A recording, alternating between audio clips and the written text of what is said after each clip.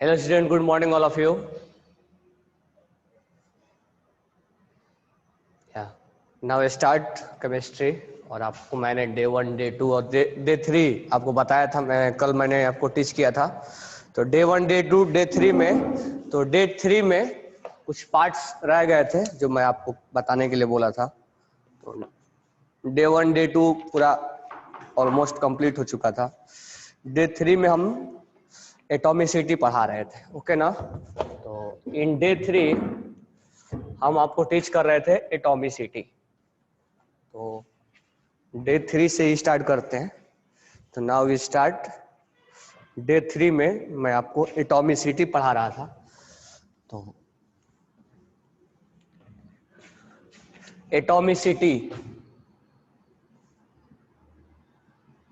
Atomicity मैं आपको पढ़ा रहा था डे 3 में। एटॉमिसिटी का मतलब क्या होता है? Number of atom. कितने नंबर ऑफ एटम है सेम टाइप का या डिफरेंट टाइप का जो मिलके मॉलिक्यूल्स बनाते हैं। Number of atom, total number of atom, total number of atom that form molecules, that form molecules.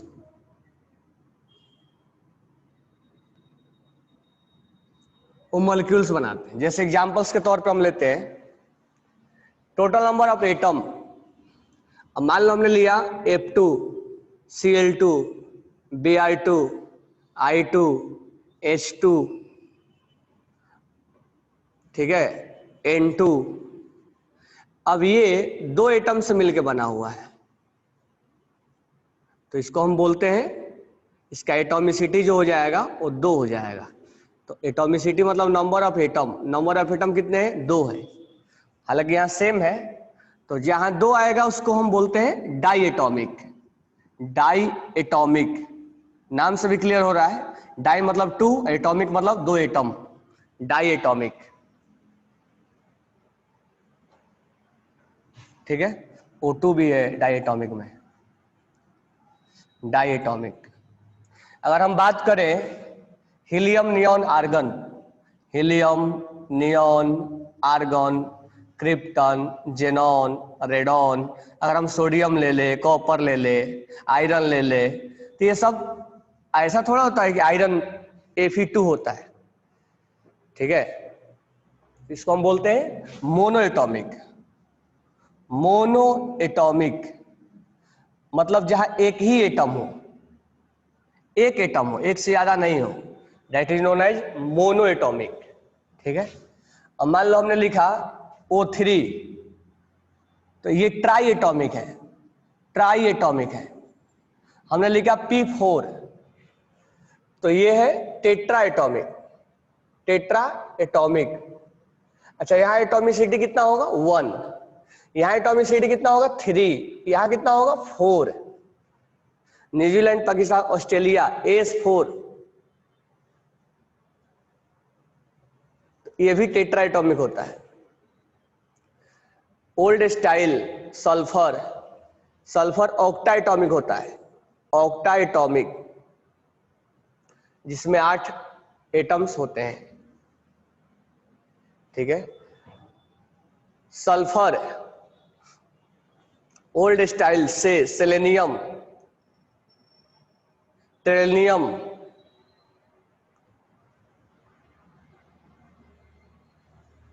Antimony, antimony भी 4 होता है। तो न्यूजीलैंड, पाकिस्तान, न्यूजीलैंड क्या होता है? न्यूजीलैंड N2 होता है। पाकिस्तान क्या होगा? P4। SB, SB P4 होता है। सब न्यूजीलैंड, पाकिस्तान, ऑस्ट्रेलिया AS, सब बिस्मथ, बिस्मथ जो होता है वो आपका मोनो एटॉमिक में आता है। ये थोड़ा याद रखना पड़ेगा। बिस्मथ मोनो एटॉमिक होता है। बिस्मथ ये type of mono atomic. Tellurium octa atomic होता है। सेलेनियम ऑक्टा एटॉमिक होता है। तो ये हमने तो सेम एलिमेंट में देखा। अगर हम बात करते हैं कि H2SO4 में क्या है, तो सारे एलिमेंट काउंट कर लो, 4 यहाँ है, 1 यहाँ है और 2 यहाँ है, तो ये 7 हो जाएगा। ठीक है, तो आप डिफरेंट एटम को भी काउंट कर सकते हो। जैसे मान लो H2O है, तो 2 एटम यहाँ है, 1 एटम यहाँ है, कितना हो गया 3। तो अब डिफरेंट भी हो सकता है। अभी तक जो हमने एग्जाम्पल लिया है वो सेम एलिमेंट का लिया है, यहां तक सेम एलिमेंट है। ये तो मोनो एटॉमिक है, और ये भी जो एलिमेंट हमने लिया है सेम एलिमेंट से मिलकर बना हुआ है। ठीक है, और यहां हमने डिफरेंट एलिमेंट लिया है, तो डिफरेंट में भी आप काउंट कर सकते हो। ठीक है, अब मोनो एटॉमिक में केवल 1 एटम होता है। अब जहां एक से ज्यादा एटम हो, जैसे डाई एटॉमिक हो, डाई एटॉमिक हो, या ट्राई एटॉमिक हो, ट्राई एटॉमिक हो, या टेट्रा एटॉमिक हो, टेट्रा एटॉमिक हो, इन सबको पॉली एटॉमिक बोला है। पॉली मतलब एक से ज्यादा, पॉली एटॉमिक, सबको पॉली एटॉमिक के नाम से जाना जाता है। Mono atomic is a not a poly, poly मतलब बहुत ज्यादा, एक से ज्यादा जब आपस में कंबाइंड होते हैं, तो ये पॉली एटॉमिक नहीं है। पॉली मतलब एक से ज्यादा atom, this one is not a poly atomic. यानी मोनो एटॉमिक को छोड़ के सारे क्या होंगे, पॉली एटॉमिक के नाम से जाने जाएंगे। यानी सबको एक कॉमन टाइप का नाम दे दिया जाएगा, पॉली एटॉमिक, और उसको पर्टिकुलर नाम देना है तो डाई, ट्राई, टेट्रा, पेंटा, हेक्सा, हेप्टा, ऑक्टा, ये नाम देते हैं। अदरवाइज हम पॉली एटॉमिक सबको मिलके एक ही बोल देंगे, poly atomic. But mono atomic is not a poly atomic. Okay, clear हो गया ये चीजें? ओके, तो इसके बेसिस पे हम एलिमेंट्स को कल से ही क्लासिफाइड कर रहे हैं। पहला बार जो हमने एलिमेंट्स को क्लासिफाइड किया था वो आपको स्टेट के बेसिस पे किया था ना। कल मैंने एलिमेंट्स का जो क्लासिफिकेशन किया था वो classification of elements on the basis of states किया था, लिक्विड में, सॉलिड में और गैस में। ठीक है, उसके बाद जो हम एलिमेंट का क्लासिफिकेशन हमने किया था वो on the basis of chemical properties, कि मेटल कौन है, नॉन मेटल कौन है, मेटल वाइड कौन है। ठीक है, और यहां पर हम जो एलिमेंट का क्लासिफिकेशन कर रहे हैं वो एटॉमिसिटी के बेस पे कर रहे हैं। तो लिख लेना कि classification of element on the basis of atomicity, write down कर लेना। क्लासिफिकेशन ऑफ एलिमेंट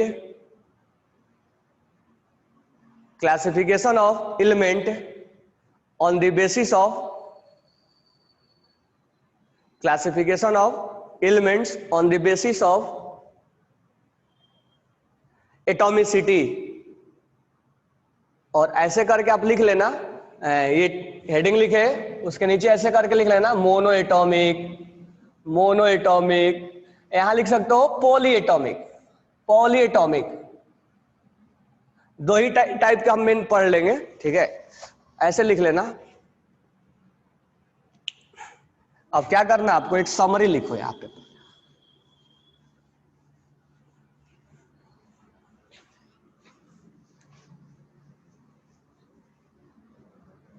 तो लिख लो इसमें मोनो एटॉमिक, पॉली एटॉमिक में क्या क्या हो सकता है, diatomic, triatomic, tetratomic. तो हमने कल पढ़ा था कि classification of element on the basis of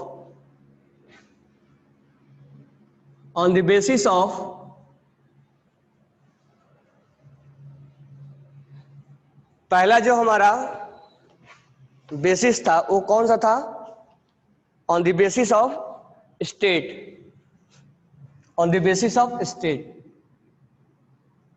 किस टाइप के एलिमेंट्स होते हैं। तो हमने 3 टाइप में डिवाइड किया था, गैसियस, लिक्विड और यहां होता है सॉलिड। हमने एग्जांपल्स भी लिखवाया था आपको। तो पहला हमने क्लासिफिकेशन कल देखा था। नेक्स्ट है classification of classification of element, एक साथ समराइज करके लिख लेना, on the basis of chemical properties.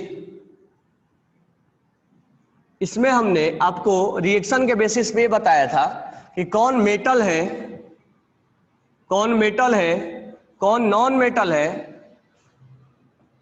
कौन मेटल है, कौन नॉन मेटल है, और कौन मेटलवाइड है। इसमें हमने आपको एग्जाम्पल से बताया था और बताया भी था कि मेटल रिएक्शन करके क्या बनाते हैं। तीसरा जो है वो है classification, classification of element on the basis of atomicity. तो हमने आपको पहले इंट्रोड्यूस करवाया एटॉमिसिटी क्या होता है, उसके बेसिस पे मेनली हम दो टाइप में डिवाइड किए, मोनो एटॉमिक, मोनो एटॉमिक का हमें एग्जांपल से मालूम चल गया, मोनो एटॉमिक मतलब इनर्ट गैस, और पॉली एटॉमिक, पॉली एटॉमिक। तो हम दो टाइप से डिवाइड करते हैं, मोनो एटॉमिक और पॉली एटॉमिक। अब पॉली एटॉमिक में अलग अलग हम बोल सकते हैं, जैसे diatomic, diatomic, triatomic, diatomic, triatomic, tetratomic. ठीक है, तो इसमें हम बहुत सारा बोल सकते हैं। तो ये तीन टाइप का हमने आपको क्लासिफिकेशन राइट डाउन करवाया था।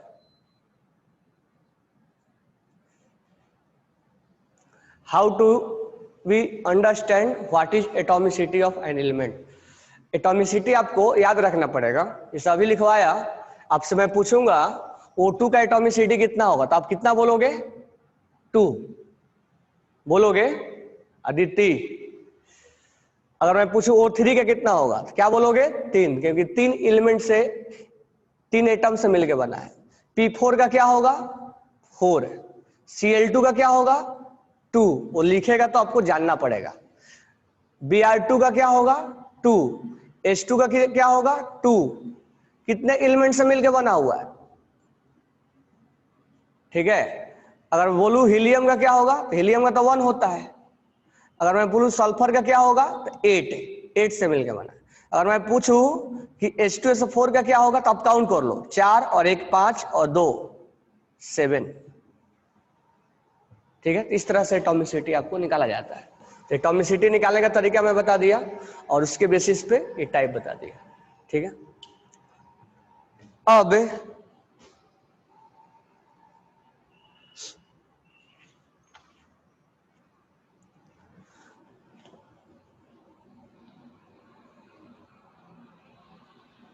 जो कंपाउंड है, ये तो हमने क्या किसका क्लासिफिकेशन देखा? एलिमेंट का। अब जो कंपाउंड है उसको हम क्लासिफाइड करेंगे, तो हमारा वो होगा classification of compound, classification of compound. अब हम कंपाउंड का क्लासिफिकेशन करेंगे। तो हालांकि मैं क्लासिफिकेशन आपको बता दिया हूं, तो यहां पर जो क्लासिफिकेशन करेंगे, अब कंपाउंड को तो बहुत तरह से क्लासिफाइड कर सकते हैं, तो यहां पर जो हम क्लासिफिकेशन करेंगे वो एसिड बेस के, एसिड और बेस पे करेंगे। कुछ कंपाउंड एसिडिक होता है, एसिड होता है, कुछ कंपाउंड बेस होता है, और कुछ कंपाउंड एम्फोटेरिक होता है। तो अब यहां हम एलिमेंट का नहीं देखेंगे, अब हम किसका देखेंगे? कंपाउंड का देखेंगे। तो एसिड, तो एसिड का डिफिनेशन क्या होता है? एसिड जो H+ क्या करे? विच release H+, which release H+ in aqueous, यानी वाटर, इन वाटर, जो H+ रिलीज करे। बेस किसको बोले? विच रिलीज OH-, ये हम आपको एवेनियस के अकॉर्डिंग बता रहे हैं। OH- in water is known as base. Amphoteric which act as acid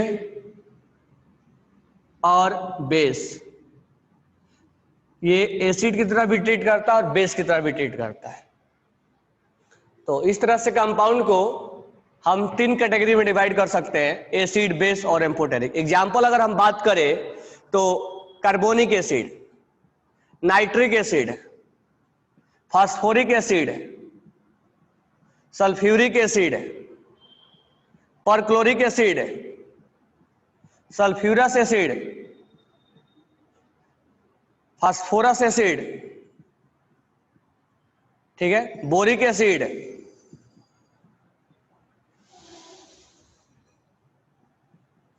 salicylic acid, ये जितने भी है, एसिटिक एसिड, फॉर्मिक एसिड, ठीक है, HCl, HBr, HI, HF, ये सब जितने हैं और भी होते हैं, ये सब एसिड है जो पानी में डालने के बाद वो H+ को रिलीज करते हैं। बेस, बेस मैंने कल लिखवाया था, NaOH, KOH, rubidium hydroxide, caesium hydroxide, ठीक है,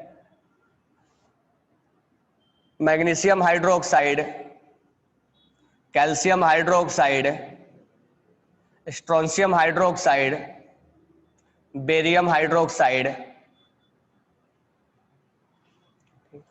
which act as a acid and base, beryllium BeO या इसका hydroxide BeOH whole twice, ZnO, ठीक है, और Al2O3 और AlOH होल थ्राइस, और SnO2 और SnOH4,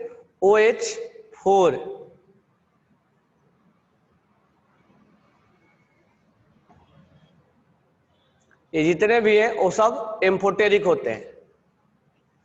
that means act as a acid as well as base. तो ये पानी में OH रिलीज करता है और ये पानी में H+ रिलीज करता है, तो उसको हम एसिड और बेस बोलते हैं, ठीक है। अब बात रहा कि एसिड बेस का डिफिनेशन कहां से आया। डिफिनेशन तो हमने लिखा कि एसिड बेस H+ रिलीज करता है या बनता है। अब हम बात करेंगे एसिड बेस बनाता कौन है। तो ध्यान देना, अगर मान लो नॉन मेटल है, हालांकि कल मैं पढ़ाया था, नॉन मेटल अगर ऑक्सीजन से रिएक्शन करता है तो नॉन मेटल का क्या बनता है, ऑक्साइड बनता है, जो कि एसिडिक होता है, एसिडिक इन नेचर। अब इसको पानी में डाल दिया जाता है तो ये एसिड बना देता है, एसिड बन जाता है, ठीक है। जैसे एग्जांपल लेते हैं, नॉन मेटल कार्बन है, कार्बन को अगर ऑक्सीजन से रिएक्शन करवाए तो CO2 बनता है, CO2 को पानी में डालेंगे तो ये H2CO3 बनता है, जो कि क्या है, एसिड है, कार्बोनिक एसिड है। उसी तरह से बेस, बेस क्या होता है, मेटल, मेटल जब ऑक्सीजन से रिएक्शन करता है तो ये बनता है मेटल ऑक्साइड, और मेटल ऑक्साइड जो होता है वो बेसिक इन नेचर होता है, बेसिक इन नेचर। अब इसको हम पानी में जब डालते हैं तो ये बनता है बेस, इसीलिए अल्कली और अल्कलाइन अर्थ मेटल को बेसिक बोला जाता है, बेसिक इन सॉल्यूशन होता है, इसलिए अल्कली बोला जाता है, इसको बेसिक अल्कली भी बोला जाता है, अल्कली सॉल्यूशन। जैसे एक एग्जांपल लेते हैं, सोडियम अगर ऑक्सीजन से रिएक्शन करता है तो ये Na2O बनता है, पानी में डाल देंगे तो ये NaOH बनता है, ठीक है। एम्फोटेरिक का क्या कहानी है, तो जो मेटलवाइड होते हैं, मेटलवाइड होते हैं, ये अगर ऑक्सीजन से रिएक्शन करेंगे तो ये बनते हैं एम्फोटेरिक ऑक्साइड, और इसको जब हम पानी में डालते हैं तो ये पानी में डालने के बाद ये एसिड भी बन सकता है और ये बेस भी बन सकता है। तो ये एक्ट एज ए, जैसे इसको हमने बेरिलियम ले लो, बेरिलियम को ऑक्सीजन से रिएक्शन कराओ, BeO, BeO को जब पानी में डालोगे तो BeOH होल ट्वाइस बनेगा, तो BeOH whole twice act as a acid as well as base. तो this one is acid base definition. तो हमने कंपाउंड को एसिड बेस और एम्फोटेरिक में डिवाइड किया। Metal react with oxygen then form base, non metal react with oxygen and dissolve in water then form acid. Metal white react with oxygen then form amphoteric oxide. When dissolve in water it act as a acid as well as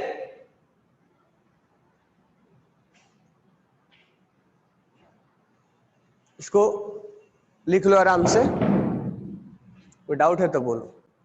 तो तीसरा जो classification है वो है salt का, acid base, और तीसरा है सोल्ट। तो एसिड अगर रिएक्ट करता है बेस के साथ तो बनेगा सोल्ट। और जैसे हमने HCl लिया, HCl act as a acid, NaOH act as a base. When HCl react with NaOH it form NaCl, NaCl is salt and form water. तो थर्ड क्लासिफिकेशन इज सोल्ट। तो in which case salt will form, when acid react with base then salt will form. Okay, तो तीसरा classification भी note down कर लेना आप। Salt is neutral in nature. देखो salt जो है अभी के लिए, अब सॉल्ट के बारे में थोड़ा सा और आगे जैसे हम थोड़ा सा 11th क्लास में और जाएंगे तो एक टॉपिक आएगा ionic equilibrium, acid plus base, ये सॉल्ट बनता है। और अभी तक आप क्या पढ़े हो, सॉल्ट इज न्यूट्रल, वो सही है, लेकिन उसके पीछे एक लॉजिक है। अगर यहां पर ये स्ट्रॉन्ग एसिड है, ठीक है, क्या है, स्ट्रॉन्ग एसिड है और स्ट्रॉन्ग बेस है, स्ट्रॉन्ग एसिड है और स्ट्रॉन्ग बेस है, तभी जो सॉल्ट बनेगा वो क्या बनेगा, न्यूट्रल बनेगा। और इसका पीएच क्या हो जाएगा, 7। पीएच क्या होगा, 7। लेकिन अगर वीक एसिड है और स्ट्रॉन्ग बेस है, तो जो सॉल्ट बनेगा वो एसिडिक बेसिक होगा और इसका पीएच जो होगा वो ग्रेटर देन 7 होगा। तो ये हम आगे पढ़ेंगे, अभी आप ये पढ़ के आते हो तो इसी के बारे में जानो, अगला पॉइंट लिख लो, बट हम बाद में उसको समझाएंगे। अगर यहां स्ट्रॉन्ग एसिड हुआ और वीक बेस हुआ तो हम यहां पर जो सॉल्ट बनता है वो एसिडिक बनता है और इसका पीएच जो होता है वो लेस देन 7 होता है। और फोर्थ होता है वीक एसिड और वीक बेस। तो इसमें भी सॉल्ट जो बनता है वो न्यूट्रल बनेगा और इसका पीएच जो होता है वो 7 होता है। लेकिन न्यूट्रल तब बनेगा कि दोनों का कंसंट्रेशन बराबर होगा। कंसंट्रेशन ऑफ वीक एसिड, मैं शॉर्ट में लिख रहा हूं, वीक एसिड WA लिख दिया मैं, वीक एसिड को इक्वल टू कंसंट्रेशन ऑफ। तो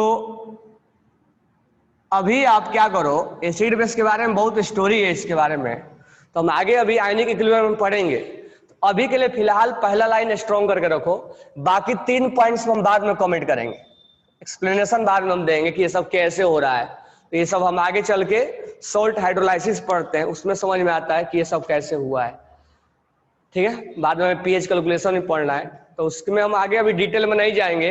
यहाँ जो हमने आपको बताया, जो H+ रिलीज करे, ये अर्नियस का इक्वेशन है। बाद में हम ब्रोंस्टेड भी पढ़ाएंगे, बाद में लुईस एसिड भी पढ़ाएंगे। तो एसिड का भी अलग अलग टाइप होता है। तो अभी हमें बेसिक केमिस्ट्री को कवर करना है, तो बेसिक केमिस्ट्री में इतना ही कवर करेंगे हम, ठीक है। अदरवाइज आगे इंफॉर्मेशन के लिख लो, इसका हम एक्सप्लेनेशन आगे देंगे। ओके, कर दो। नाउ अब डाउट सेशन आपका स्टार्ट कर रहा हूं मैं। क्वेश्चन नंबर 69 पेज पे क्वेश्चन नंबर 7 पूछा है। क्वेश्चन में यूरिया क्या है? यूरिया एलिमेंट है, कंपाउंड है, एसिड है, सिल्वर। यूरिया का एक्चुअल फॉर्मूला होता है NH2C double bond O NH2। आप जानते हो यूरिया के बारे में, फर्टिलाइजर के तौर पे यूज किया जाता है। ये NH2। अब बताओ मुझे, ये यूरिया एलिमेंट तो है नहीं, एलिमेंट है क्या? नहीं। एलिमेंट सर ने बताया था सिंगल या सेम एलिमेंट से बना होता है। क्या ये सॉल्यूशन है, मिक्सचर है क्या? नहीं है। यूरिया मतलब यूरिया, मिक्सचर के बारे में। तो तीसरा कौन बचा? कंपाउंड। सर ने यही बोला था कि या तो एलिमेंट होगा या तो मिक्सचर हो, कंपाउंड। तो एलिमेंट और मिक्सचर, तो पहले हमने आंसर एलिमिनेट करने की कोशिश किया, ठीक है। तो ये कंपाउंड है। इस तरह से आप आंसर एलिमिनेट करो, ठीक है। हो सकता है फॉर्मूला नहीं मालूम हो तो कोई प्रॉब्लम नहीं, लिख लेना फॉर्मूला 69 पे 15 नंबर, 69 पे 15 number. Electrons are present in, electrons, electrons कहाँ कहाँ होते हैं? अपना लॉजिक लगाओ, इलेक्ट्रॉन्स कहाँ होते हैं? तो इलेक्ट्रॉन्स एटम में होते हैं कि नहीं होते? एटम में। ये सोडियम में होता है कि नहीं सोडियम इलेक्ट्रॉन? 281। तो क्या अगर एटम ये Na2O बन गया तो क्या इसमें इलेक्ट्रॉन नहीं होगा क्या? अब Na2O क्या है? कंपाउंड है। अगर हम Na2O को पानी में मिला दिया जाए तो क्या ये जो मिक्सचर बना, इस मिक्सचर में इलेक्ट्रॉन नहीं होगा क्या? होगा। यहां भी होगा, यहां भी होगा। तो ये तो लॉजिक आपको लगाना पड़ेगा ना कि इलेक्ट्रॉन्स कहाँ है। हो सकता है क्वेश्चन आपको ऑप्शन में भूलवाए।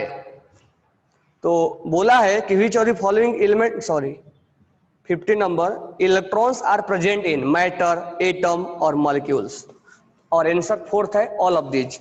तो हमारा आंसर हो जाएगा ऑल ऑफ दीज। क्यों? एटम में थोड़े होता है। एटम, ये तो एटम ही है ना, सिंगल सिंगल। तो जब इसमें है तो इसमें क्यों नहीं? ये तो कंपाउंड है और ये मिक्सचर है, तो इसमें तो एटम रहेगा ही रहेगा ना। 60 नंबर, 60 नंबर क्या है? विच of the following is an element of carbon.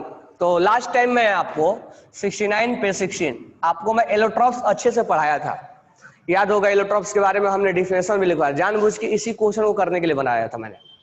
तो एलोट्रॉप्स पढ़ाने के पीछे हमारा पर्पस यही था कि आप इस क्वेश्चन को करो, क्योंकि आप जब क्वेश्चन बनाते हो तो इस टाइप के डाउट आते हैं कि कौन से एलिमेंट जो है वो कार्बन के फॉर्म में है। तो मैं आपको बताया था कि कार्बन के 3 एलोट्रॉप्स होते हैं, डायमंड, फ्लोरीन और ग्रेफाइट। लास्ट टाइम बताया था कि नहीं बताया था? तो इस क्वेश्चन को सोल्व करने के लिए बताया था। तो इन चीजों से कार्बन से बने रहते हैं। डायमंड, ग्रेफाइट और fluorine is form by carbon. ये कार्बन के फॉर्म है, कार्बन के इलेक्ट्रॉन्स है। तो इसका आंसर हो जाएगा all of these. Question number 20, liquid non metal. तो 20 में आपको प्रॉब्लम नहीं आना चाहिए। क्वेश्चन नंबर 20, H2 तो गैस होता है, Cl2 गैस होता है, Br2 लिक्विड होता है और I2 मैं लिखवाया भी था, I2 सॉलिड होता है और Br2 लिक्विड होता है और Cl2 गैस होता है। और ये सब मैं लिख के दिया था आपको जब पहला टाइप में डिवाइड किया था, तो ये सब आपको करना पड़ेगा। अब यहाँ क्वेश्चन में पूछा है कौन लिक्विड नॉन मेटल है। अब ब्रोमीन जो है नॉन मेटल है, तो ब्रोमीन नॉन मेटल है, नॉन मेटल है। और ये किस स्टेट में होता है? लिक्विड में। आपको अगर मेटल पूछा होता तो यहाँ मर्क्यूरी आंसर होता है, Hg। बट यहाँ नॉन मेटल पूछा है तो नॉन मेटल में मर्क्यूरी होगा। ओके, ये सब चीजें आपको ध्यान में रख के करना पड़ेगा एमसीक्यू बनाने के लिए। ये सब चीजें आपको 26 लिक्विड मेटल, अब देखो क्वेश्चन आ भी गया, लिक्विड मेटल पूछा है 26 में, लिक्विड मेटल। तो मेटल जो होता है वो मर्क्यूरी मेटल होते हुए भी क्या है? लिक्विड है। लेकिन ब्रोमीन नॉन मेटल और लिक्विड है। तो bromine found in liquid state and bromine is liquid, sorry non metal. But mercury found in liquid state and mercury is a metal. अच्छा, 26 का और भी एक ऑप्शन है। हाँ, तो हाइड्राजीरम। तो ये लिख लेना, ये शायद आपको 1 मिनट। हाँ, एक चीज आपको छूट गया है, लैटिन नेम। तो पेज नंबर 65 निकालो, पेज नंबर 65। ओ जो है मर्क्यूरी का लैटिन नेम है। तो पेज नंबर 65 पे आप लैटिन नेम कुछ एलिमेंट का याद करोगे, जैसे कॉपर का। कॉपर का लैटिन नेम जो है, कॉपर का लैटिन नेम जो है, कॉपर का लैटिन नेम जो है ओ क्यूप्रम है, क्यूप्रम। आयरन का, आयरन का फेरम है। गोल्ड का एउरम है। मर्क्यूरी का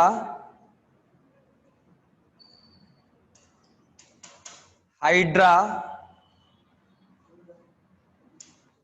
जीरम है। सोडियम का, शॉर्ट में लिख रहा हूं, सोडियम का नेट्रियम है। टीन का स्टेनियम है। लीड का प्लम्बम है। ठीक है। पोटेशियम का, पोटेशियम का कैलियम है। सिल्वर का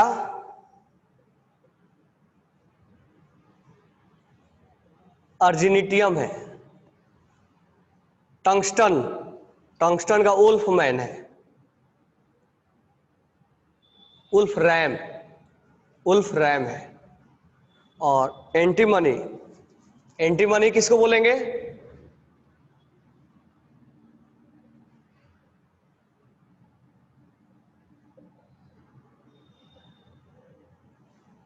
New Zealand, Pakistan, Australia, nitrogen, phosphorus, arsenic, antimony. Antimony का यहां एंटीमनी है, this one is arsenic, this one is bismuth. स्टेबियम,